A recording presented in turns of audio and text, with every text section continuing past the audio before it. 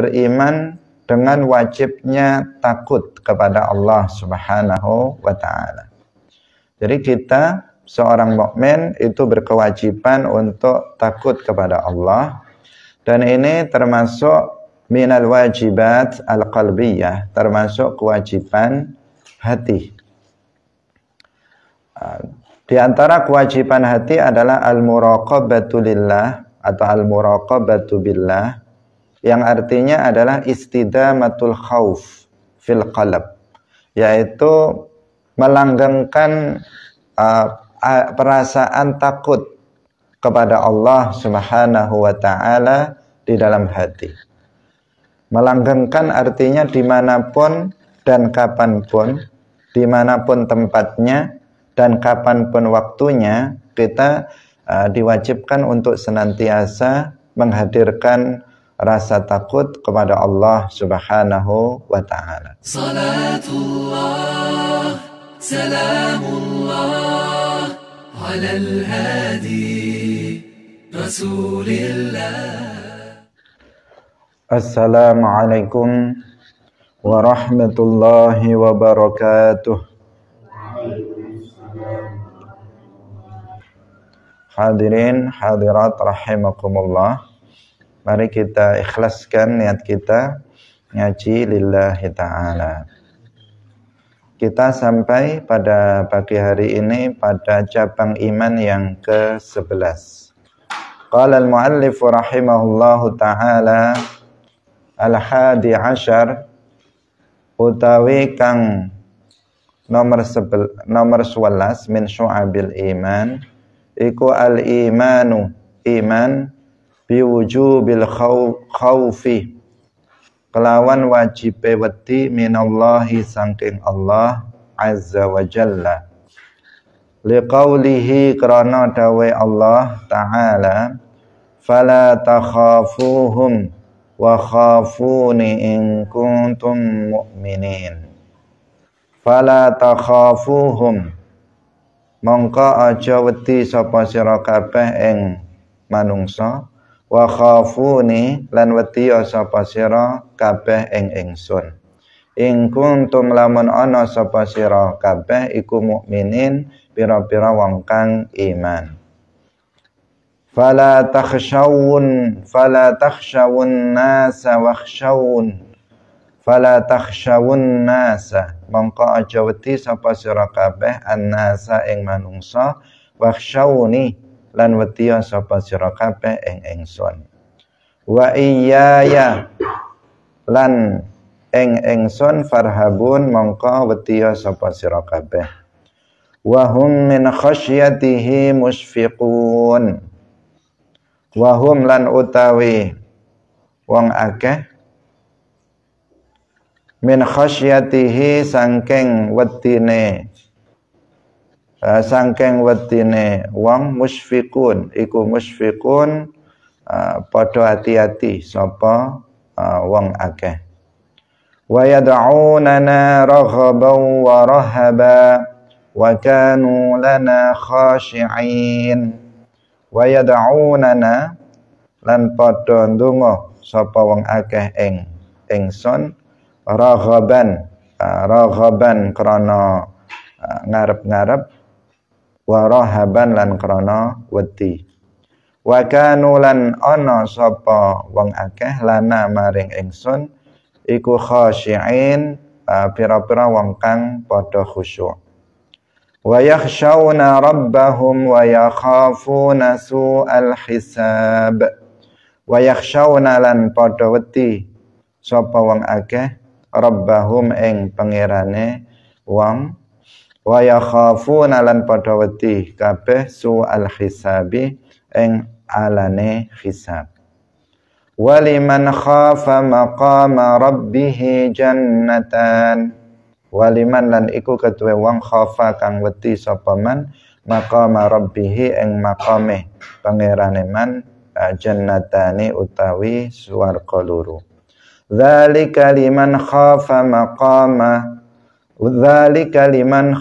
maqami wa khafa wa'id. Dzalika utawi mangkono kang wis den sebut sadurunge iku liman ketuwe wong iku liman ketuwe wong khafa kang wedi sapa man maqami ing maqam ingsun wa khafalan wedi wa khafalan wedi sapa man wa'idi ing ancaman ingsun. Wali hadithi Adi bin Hatim lan krana ana hadise Adi bin Hatim radhiyallahu anhu fi sahihaini ing dalam kitab sahih loro, ittaqun nara walau bi syiqqi tamratin. Ittaqu lan padha wedi sapa sira kabeh annara ing neraka walau bi syiqqi tamratin lan senajan kelawan separo sedekah kelawan separo kurma siji. Wali hadis Anas lan krana hadis Anas radhiyallahu anhu fihima ing dalam sahihain. Lau ta'lamuna ma a'lamu la dhahiktum qalilan wa la bakaitum katsiran. Lau ta'lamuna lamun ngaweruhi sapa sira kabeh ma ing perkara a'lamu kang ngaweruhi sapa ingsun la dhahiktum yakti nangis yakti guyu sapa sira kabeh qalilan kelawan sethithik wala bakaitum lan yakti nangis sapa sira kabeh katsiran kelawan nangis kang akeh. Hadirin rahimakumullah. Sampai di sini dulu yang kita baca, nanti kita baca yang berikutnya. Cabang iman yang ke-11 adalah beriman dengan wajibnya takut kepada Allah Subhanahu wa ta'ala. Jadi kita seorang mukmin itu berkewajiban untuk takut kepada Allah, dan ini termasuk minal wajibat al-qalbiyah, termasuk kewajiban hati. Di antara kewajiban hati adalah al-muraqabatu lillah atau al-muraqabatu billah, yang artinya adalah istidamatul khauf fil qalb, yaitu melanggengkan perasaan takut kepada Allah Subhanahu wa ta'ala di dalam hati.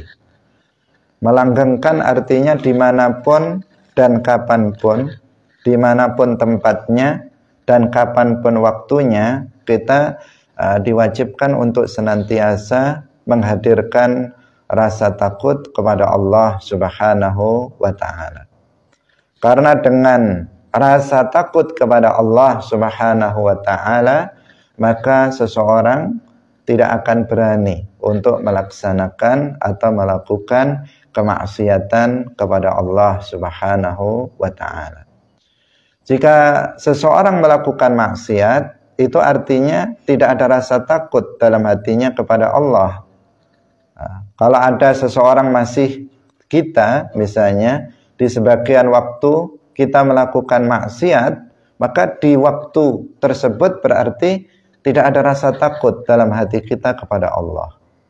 Apabila di suatu tempat tertentu kita masih melakukan maksiat, maka berarti di tempat tersebut kita tidak atau rasa takut kita kepada Allah ketika itu hilang, pada waktu itu hilang, di tempat itu hilang, sehingga dia berani berbuat kemaksiatan kepada Allah Subhanahu wa ta'ala. Karena konsekuensi daripada takut kepada Allah, al-khauf minallah, konsekuensi dari itu adalah tidak berani. Namanya takut itu apa? Tidak berani. Tidak berani untuk apa? Tidak berani untuk meninggalkan kewajiban, tidak berani untuk melakukan kemaksiatan. Itu adalah konsekuensi daripada takut. Seperti halnya pendekatannya, misalnya kita takut terhadap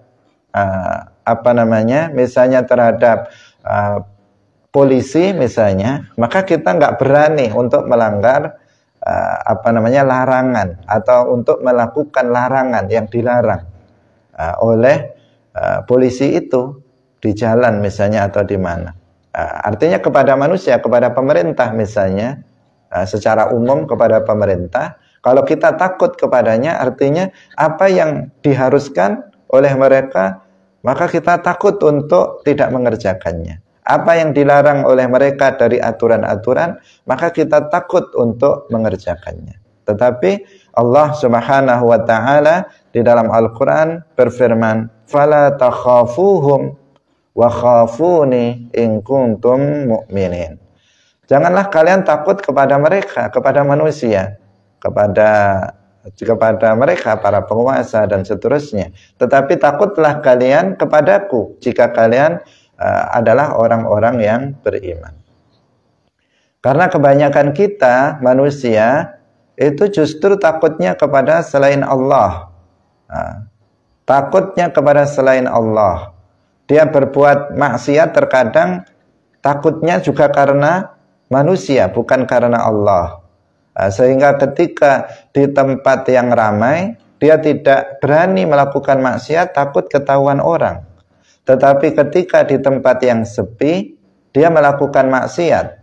Kenapa? Karena nggak ada orang yang melihatnya. Berarti dia takutnya kepada manusia, bukan takut kepada Allah. Yang seharusnya, yang menjadi kewajiban bagi kita adalah menghadirkan rasa takut kita kepada Allah Subhanahu wa taala di dalam hati. Kalau takut kita itu hanya kepada Allah, maka kita enggak memandang waktu dan kita juga tidak memandang tempat. Tidak pilih-pilih waktu dan tidak pilih-pilih tempat. Kenapa? Karena Allah Subhanahu wa taala itu Maha mengetahui keberadaan kita, Maha mengetahui terhadap apa yang kita lakukan dimanapun dan kapanpun kita berada. Meskipun kita di tempat yang sunyi, tidak ada pun satu orang pun yang melihatnya, tetapi Allah melihat kita. Meskipun kita di waktu yang sunyi, misalnya ada waktu-waktu dan ada tempat-tempat yang biasanya sunyi. Manusia tidak melihatnya, tetapi Allah Subhanahu wa taala melihatnya. Jika ada rasa takut di dalam hati kita kepada Allah, maka kita meskipun di tempat dan waktu yang sepi, yang sunyi, yang tidak ada manusia, tidak ada makhluk yang melihatnya, maka kita tetap tidak berbuat maksiat, tidak berbuat dosa kepada Allah Subhanahu wa taala. Ini sesuatu yang luar biasa. Dampak dari takut kepada Allah ini adalah sesuatu yang luar biasa. Takut kepada Allah tentu berbeda dengan takut kepada anjing, takut kepada ular, takut kepada hantu, beda. Karena takut kepada Allah adalah khauful ijlal wa ta'zim. Jadi khauful ijlal wa ta'zim, yaitu takut karena mengagungkan Allah Subhanahu wa taala. Kalau kita takut kepada ular, maka kita segera lari dan menghindarinya. Tetapi takut kepada Allah dengan pengertian kita takut terhadap azab Allah, takut terhadap siksa Allah Subhanahu wa taala. Hadirin rahimakumullah. Ini sesuai dengan memang tugas dari para nabi. Seperti yang sering kita sebutkan, bahwa tugas para nabi itu adalah mubasyirin wa munzirin. Kana an-nasu ummatan wahidah, faba'atsallahu an-nabiyyina mubasyirina wa munzirin. Faba'atsallahu an-nabiyyin, kemudian Allah mengutus para nabi. Untuk apa? Mubasyirina wa munzirin. Tugas para nabi itu tabsyir, yaitu memberikan kabar gembira kepada mereka yang beriman dan yang taat kepada Allah dengan surga, dengan pahala nanti di akhirat. Wa munzirin, dan memberikan peringatan, ancaman, peringatan kepada orang-orang yang kafir dan berbuat maksiat kepada Allah dengan azab, dengan neraka dan azab yang pedih nanti di akhirat. Itu namanya munzirin. Berarti ketika tugas para nabi itu menakut-nakuti orang yang kafir dan orang yang bermaksiat, ditakut-takuti dengan neraka, dengan azab yang berat nanti di akhirat, maka kita seharusnya apa? Ya takut. Namanya ditakut-takuti, ya kita harus takut. Kalau nggak takut, nah ini jadi masalah. Artinya tugas dari para nabi tidak mengena kepada orang tersebut. Ditakut-takuti dengan azab neraka, dia nggak takut. Ditakut-takuti akan disiksa nanti di alam kubur, dia nggak takut. Kalau nggak takut, dia akan tetap dalam kekufuran dan dalam kemaksiatan. Akibatnya nanti di akhirat dia betul-betul diazab. Karena ancaman Allah Subhanahu wa taala yang disampaikan oleh para nabi, para rasul, itu bukan ancaman kosong, tetapi itu adalah betul-betul sungguh-sungguh bahwa mereka yang kafir betul-betul nanti akan mendapatkan azab yang berat nanti di akhirat, dan mereka akan dimasukkan ke dalam neraka selama-lamanya. Ketika Allah Subhanahu wa taala berfirman di dalam Al-Qur'an, "Innallaha la'anal kafirin wa a'adda lahum sa'ira khalidina fiha abada." Maka itu adalah serius, bukan ancaman seperti sebagian kita mengancam orang lain. Terkadang mengancam pura-pura, enggak. Tetapi ini adalah sungguh-sungguh bahwa orang yang kafir, Allah Subhanahu wa taala telah menyiapkan neraka untuk mereka, dan mereka akan diabadikan di dalam neraka. Mereka akan diazab terus-menerus tanpa henti di dalam neraka selama-lamanya. Orang yang beriman kepada Allah, orang yang beriman kepada Rasulullah, percaya ini, sehingga muncul takut kepada Allah Subhanahu wa taala, takut terhadap azab Allah Subhanahu wa taala.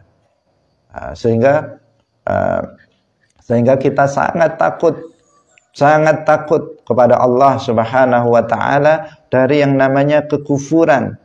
Enggak berani untuk melakukan sesuatu yang bisa menyebabkan kekufuran. Enggak berani melakukan sesuatu yang nyerempet ini, nanti ucapan ini bagaimana? Bisa menjadikan seseorang kufur. Enggak berani. Itu apa? Konsekuensi daripada ketika kita sudah yakin, ketika kita beriman kepada Allah dan Rasulnya, kemudian Allah memberikan ancaman kepada kita bahwasanya seseorang yang nanti mati dalam keadaan kafir, maka dia akan abadi di dalam neraka. Tidak kemarin seperti yang kemarin kita sebutkan, wa ma hum bi kharijina minan nar, mereka tidak akan keluar dari neraka. La yukhaffafu anhumul azab, tidak diringankan sedikit pun azab dari mereka orang kafir. Mendengar seperti ini, maka kita yang ada dalam hati kita hendaknya takut kepada Allah Subhanahu wa taala. Bagaimana saya ini? Saya ini sekarang masih hidup. Belum ada jaminan bagi saya nanti akan mati dalam keadaan muslim. Enggak ada jaminan. Berbeda dengan mereka, sebagian para sahabat, dengan para nabi, dengan para sahabat, para aulia, para sahabat seperti Abu Bakar, Umar, Utsman, yang mereka sudah ada jaminan masuk ke dalam surga, tidak akan masuk ke dalam neraka. Sementara saya belum ada jaminan, meskipun sekarang secara zahir kita melakukan, zahirnya kita banyak melakukan kebaikan-kebaikan, yang maksiat besar kita tinggalkan, sebagian kita lakukan. Tetapi siapa yang tahu bahwa atau siapa yang menjamin bahwa kita nanti akan mati dalam keadaan beriman? Bagaimana jika seseorang itu mati dalam keadaan kafir? Sudah banyak contoh yang menunjukkan bahwa ada sebagian orang yang masa lalunya baik tetapi kemudian mati dalam keadaan kafir. Nah, itu sudah banyak contohnya. Kalau kita seperti itu, Karena nggak ada yang menjamin kita bahwa kita mati dalam keadaan husnul khatimah. Sementara orang yang mati dalam keadaan kafir, Allah sudah menyiapkan neraka untuk mereka, azab di dasar neraka selama-lamanya, sedikit pun tidak dikurangi azabnya, dan mereka nggak akan keluar dari sana selama-lamanya. Jika kita tahu seperti itu, apakah kita kemudian tidak takut kepada Allah? Kalau kita takut kepada Allah, maka kita berusaha untuk senantiasa menebalkan keimanan kita, berusaha untuk senantiasa menjaga iman kita, menjaga Islam kita dari yang namanya kufur, dari yang namanya riddah. Maka kita pelajari ilmu-ilmu agama. Kita pelajari ilmu-ilmu agama sedalam-dalam mungkin. Kita ikuti perintah-perintah Allah Subhanahu wa taala, dan kita tinggalkan larangan-larangan Allah. Karena seperti yang kita terangkan kemarin, seseorang yang nggak tahu tentang ilmu agama, seseorang yang nggak tahu perkataan yang kufur, dia akan mengucapkannya. Seseorang yang nggak tahu perbuatan yang kufur, dia akan melakukannya. Seseorang yang nggak tahu keyakinan yang kufur, dia akan meyakininya. Karena itu jika kita takut kepada kufur, apa yang kita lakukan? Ya kita belajar, kita belajar kaidah-kaidah apa saja perkataan yang menyebabkan kufur agar saya nggak kufur. Apa keyakinan-keyakinan yang bisa menyebabkan kufur agar saya bisa menjauhi keyakinan yang buruk itu. Apa perbuatan-perbuatan yang kufur agar saya tidak melakukannya, tidak terjerumus melakukannya. Dipelajari sedetail mungkin, sebanyak mungkin. Karena saya takut nanti jatuh kepada kekufuran yang itu bisa mengakibatkan celaka yang tidak ada ujungnya nanti pada hari kiamat.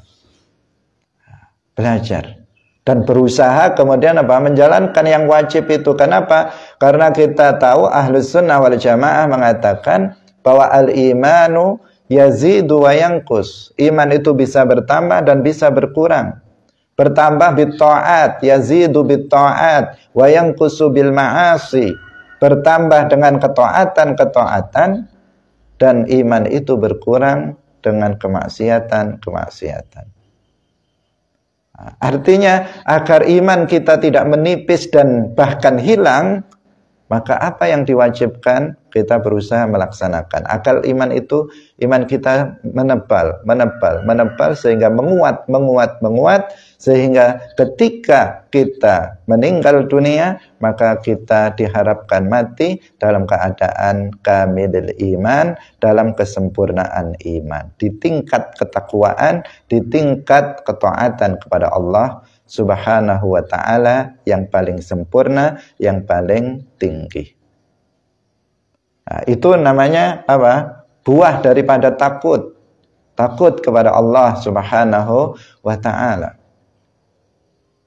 Nah, ini satu contoh, yaitu takut ancaman Allah bahwa orang kafir itu akan telah disiapkan neraka dan mereka abadi di dalamnya. Maka konsekuensinya kita harus berusaha menghindari kekufuran dengan cara seperti yang tadi sudah kita telah sebutkan.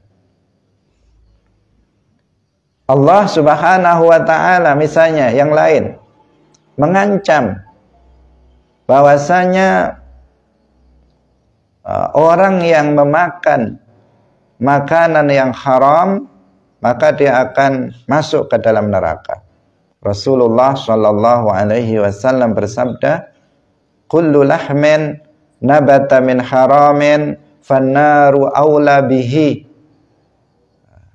Kullu lahmin, setiap daging, nabata min haramin, yang tumbuh dari makanan yang haram, fannaru aula bihi, maka neraka itu lebih utama baginya. Artinya dia akan mendapatkan apa? Mendapatkan azab neraka bagi orang yang memakan makanan yang haram. Jika kita mengetahui ini, maka kita akan muncul takut Takut untuk apa? Takut kepada Allah jika kita memakan makanan yang haram. Jika kita memakan makanan dari hasil riba, jika kita memakan makanan dari hasil korupsi, kita makan dari makanan hasil curian, hasil ghasab dan sebagainya, maka kita nggak berani. Kenapa? Karena kita takut kepada Allah. Allah sudah mengancam orang yang memakan makanan yang haram, maka dia akan dibakar di dalam neraka. Nah, jika kita beriman kepada Allah dan Rasul-Nya, meyakini hal ini, maka kita nggak berani. Nggak berani untuk memakan makanan yang haram meskipun hanya sedikit. Nah, maka ketika ada di antara kita memakan makanan yang haram, itu menunjukkan pada saat itu khaufnya kepada Allah itu nggak ada. Dalam hatinya takutnya kepada Allah itu tidak ada, sehingga dia sembrono, kemudian dia memakan makanan yang haram. Berbeda dengan dahulu para sahabat, para aulia, para salihin, yang mereka begitu takutnya kepada Allah sehingga mereka sama sekali tidak berani untuk memakan makanan yang haram. Sayyiduna Abu Bakar As-Siddiq radhiyallahu anhu adalah salah satu contohnya. Sayyiduna Abu Bakar As-Siddiq radhiyallahu anhu itu memiliki budak yang bekerja untuk beliau. Budak memang tugasnya bekerja untuk tuannya. Setiap hari ada hasil yang dihasilkan oleh pekerjanya itu, oleh budaknya itu, yang kemudian dimakan oleh Sayyiduna Abu Bakar As-Siddiq radhiyallahu anhu. Setiap kali beliau akan makan, maka pasti beliau bertanya. Ini kehati-hatian beliau dan karena takutnya kepada Allah. Beliau bertanya, ini dihasilkan dari mana? Ini makanan ini hasilnya dari apa? Dari mana? Nah, ketika dipastikan halal, maka beliau makan. Besok lagi beliau juga begitu. Beliau bertanya, ini makanan ini didapatkan dari mana? Pasti halal, beliau makan. Begitu seterusnya. Sampai suatu ketika Sayyiduna Abu Bakar As-Siddiq radhiyallahu anhu ketika itu sangat lapar. Sangat lapar. Sehingga tiba-tiba ya dengan kehendak Allah, beliau tidak bertanya sebagaimana biasanya. Kalau biasanya beliau bertanya, pada hari itu beliau tidak bertanya kepada budaknya. Nah, begitu dihidangkan makanan di hadapan beliau, kemudian beliau langsung makan. Nah, setelah beliau makan, beliau baru ingat, belum bertanya. Belum bertanya kepada budaknya. Ketika ditanya, ternyata budak itu menjawab bahwa ini makanan ini adalah hasil ketika dulu saya di zaman jahiliyah itu suka meramal. Saya suka meramal katanya. Dan saya ketemu teman saya yang dulu saya ramal.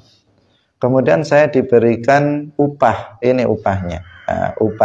Upah saya dari meramal. Padahal saya ngeramalnya itu bohongan, kata dia. Saya bohongi dia.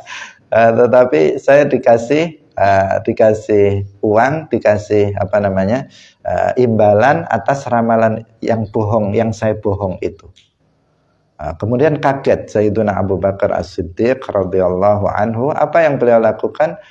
Beliau masukkan jarinya ke dalam tenggorokannya untuk mengeluarkan makanan yang sudah terlanjur beliau makan, untuk memuntahkan kembali makanan yang sudah terlanjur masuk ke dalam badan beliau, sehingga bisa keluar kembali makanan yang telah beliau makan.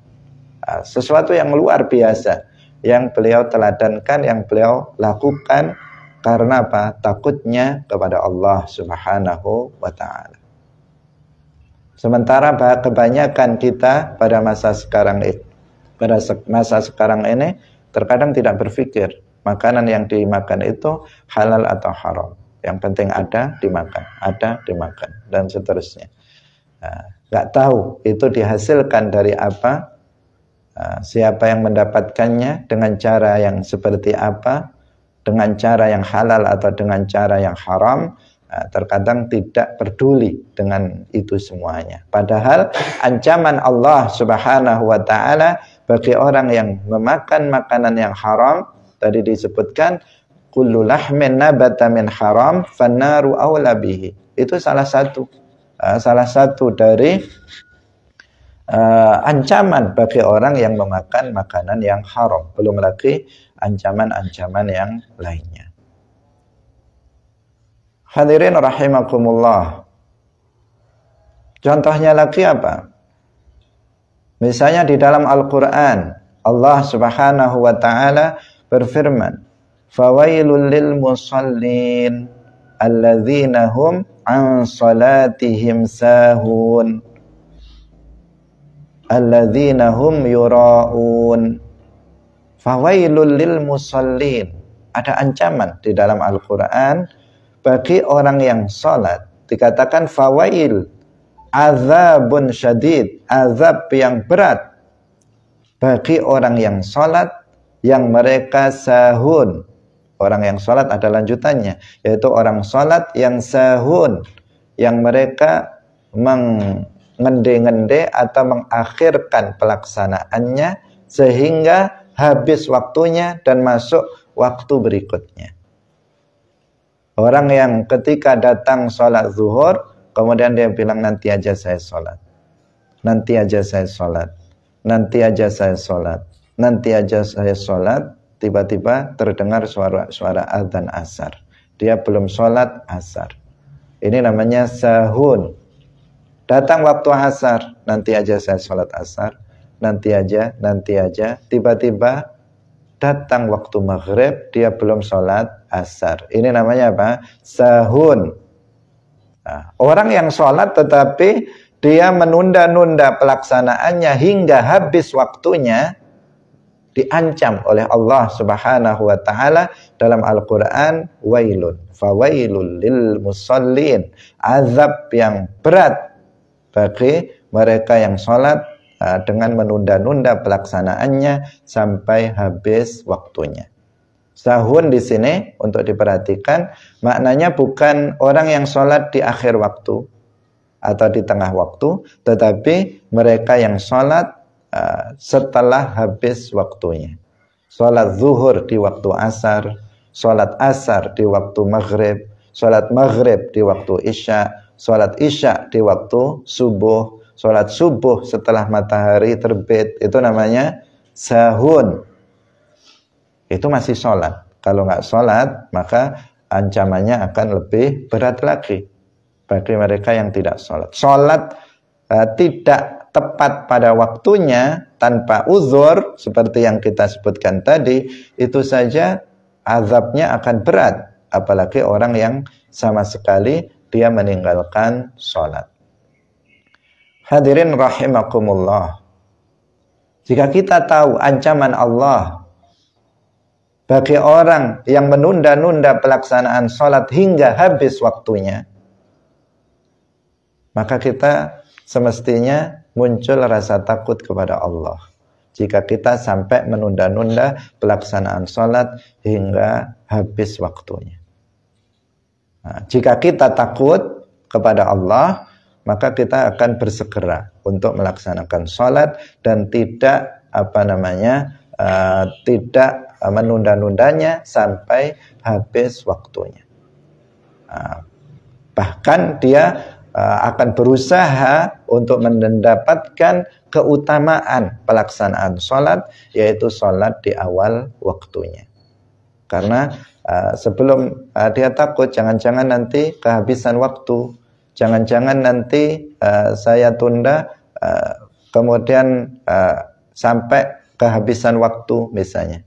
Jangan-jangan nanti saya sebelum sholat kemudian sudah mati dan seterusnya. Dia takut, sehingga dia bersegera untuk melaksanakannya agar tidak kemudian dia meninggalkannya atau melaksanakannya setelah waktu habis karena ancaman Allah Subhanahu wa taala. Dia takut kepada Allah, takut terhadap azab Allah Subhanahu wa taala.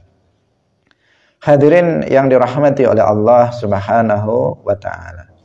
Jadi dampaknya begitu sangat besar, takut kepada Allah Subhanahu wa taala terhadap kehidupan kita sehari-hari.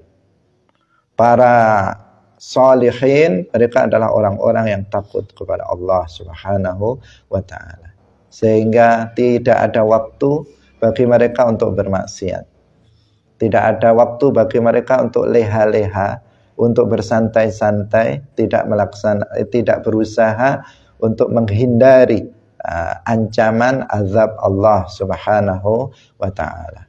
Mereka hanya takut kepada Allah Subhanahu wa taala dan tidak takut kepada selainnya. Sehingga mereka menahan atau melawan hawa nafsu mereka. Karena mengikuti hawa nafsu maka itu berarti akan celaka. Tidak mengikuti hawa nafsu itu berarti keselamatan. Sehingga dia berusaha untuk berusaha untuk melawan hawa nafsunya agar tidak celaka, dan nanti ancaman Allah kepada pelaku maksiat itu terwujud atau diterapkan pada dirinya. Hadirin yang dirahmati oleh Allah Subhanahu wa taala. Jadi ketika kita bermaksiat kemudian takut kepada Allah Subhanahu wa taala, itu adalah hal yang biasa. Dan ketika kita berbuat taat kemudian kita mengharapkan pahala Allah Subhanahu wa taala, itu juga sesuatu yang biasa. Artinya sesuatu yang dibolehkan, bukan sesuatu yang enggak dibolehkan, sesuatu yang dibolehkan. Karena memang tugas dari para nabi itu adalah seperti yang tadi kita sebutkan, mubasyirin wa munzirin. Maka ketika kita berbuat ketaatan, maka kita mengharapkan pahalanya. Dan ketika kita berbuat maksiat, maka kita takut terhadap azab Allah Subhanahu wa ta'ala. Itu juga yang dikatakan oleh Sayyiduna Ali bin Abi Thalib radhiyallahu anhu. Beliau mengatakan, inni idza ata'tullaha rajautu thawabahu. Sesungguhnya jika aku berbuat ketaatan kepada Allah, rajautu thawabahu, maka saya mengharapkan pahalanya. Wa idza asaituhu, dan jika aku bermaksiat kepadanya, khasyitu iqabahu, maka saya takut terhadap azabnya. Jadi takut terhadap azab Allah ini adalah sifat daripada sholihin, dan ini adalah kewajiban bagi setiap muslim, kewajiban hati. Sayyidina Ali mengatakan hal yang seperti itu. Dan dalam prakteknya kemarin kita bercerita tentang Sayyidah Rabi'ah Al-Adawiyah, bagaimana beliau takut terhadap api neraka. Sehingga ketika melihat kambing yang dipanggang untuk mau dimakan, beliau teringat dengan azab di neraka. Beliau mengatakan kambing itu dibakar dalam keadaan sudah mati. Sementara manusia nanti di akhirat dibakar di neraka dalam keadaan hidup. Beliau sudah menangis karena takut kepada Allah. Jangan-jangan beliau salah satu dari mereka yang dibakar di neraka dalam keadaan hidup. Ada lagi Ali Zainal Abidin As-Sajjad, yang beliau tidak kurang dari 1000 rakaat salatnya dalam sehari semalam, sehingga digelari dengan As-Sajjad Zainul Abidin. Beliau kalau salat pernah suatu ketika, ini juga pernah kita ceritakan, bahwa suatu ketika beliau sedang salat, kebakaran, rumahnya kebakaran. Tetapi beliau tidak bergeming dari sholatnya. Meskipun diteriakin kebakaran, beliau tidak merasa ada kebakaran di sekitarnya. Sampai kemudian beliau mengakhiri sholatnya dengan salam, melihat rumahnya sudah rata dengan tanah, sudah terbakar seluruhnya. Tapi karena beliau waliyun min awliyaillah, di antara karomahnya beliau tidak terbakar oleh api. Ketika ditanya, kenapa tidak menghindari api, tidak menghindari kebakaran? Beliau mengatakan apa? Syughiltu binaril akhirah minarid dunia. Aku disibukkan dengan rasa takut terhadap api di akhirat sehingga saya lupa dengan api yang ada di dunia. Takut dengan api neraka, takut dengan memikirkan api neraka yang dahsyat, yang tidak sebanding dengan api di dunia, sehingga api yang di dunia itu terlupakan oleh beliau. Ini kan juga menunjukkan bahwa beliau itu merasa takut yang luar biasa kepada Allah Subhanahu wa ta'ala. Kemudian juga banyak sekali cerita-cerita para sholihin. Ada orang yang ketika dibacakan ayat Al-Quran, yang berisi tentang ancaman bagi mereka yang kufur dan bermaksiat, begitu dengar langsung pingsan. Itu ada. Dengar ada orang baca ayatnya menakutkan, karena memberikan ancaman, pingsan. Ada lagi yang begitu mendengar ayat ancaman dibacakan langsung mati, ada juga. Karena takutnya kepada Allah Subhanahu wa ta'ala. Sementara di antara kita baca ayat ancaman sambil tertawa kadang. Nggak merasa kalau itu ayat itu berupa ancaman bagi para pelaku kekufuran dan para pelaku maksiat. Luar biasa mereka dampak dari rasa takut kepada Allah Subhanahu wa ta'ala di dalam hati kita. Kita hendaknya merasa ada, menghadirkan rasa takut itu kepada Allah Subhanahu wa ta'ala. Banyak ayat yang tadi telah kita sebutkan yang memerintahkan kepada kita untuk menghadirkan rasa takut kepada Allah Subhanahu wa ta'ala di dalam hati kita kapanpun dan dimanapun kita berada. Kemudian juga ada hadis Rasulullah Shallallahu Alaihi Wasallam, yaitu hadis Adi bin Hatim radhiyallahu anhu fi Sahihain, yang disebutkan dalam kitab Sahih Al-Bukhari dan Sahih Muslim, bahwa Rasulullah Shallallahu Alaihi Wasallam bersabda, ittaqun nara walau bisyiqqi tamratin. Takutlah kalian kepada api meskipun dengan bersedekah setengah dari satu buah kurma. Jadi kurma satu buah dipotong lagi separuhnya disedekahkan. Ittaqun nara walau bisyiqqi tamratin. Artinya kamu takutlah kepada api neraka meskipun dengan sedekah. Artinya untuk agar kita tidak masuk ke dalam neraka, kita dengan bersedekah dari separuh dari satu buah kurma. Ini meskipun, walau bisyiki, ini untuk apa? Untuk menunjukkan bahwasanya dia takut masuk ke dalam neraka, sehingga dia melakukan amalan-amalan kebaikan agar dia tidak masuk di dalam neraka. Salah satunya adalah dengan bersedekah. Dengan bersedekah, dengan berinfak, dengan memberikan harta kita dalam perjuangan agama, itu adalah salah satu hal yang bisa dilakukan bagi seseorang untuk menghindari api neraka nanti di akhirat.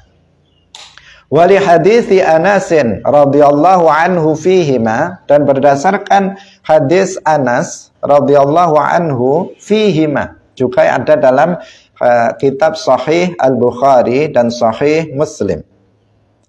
Rasulullah Shallallahu Alaihi Wasallam bersabda, "Lau ta'lamuna ma a'lamu,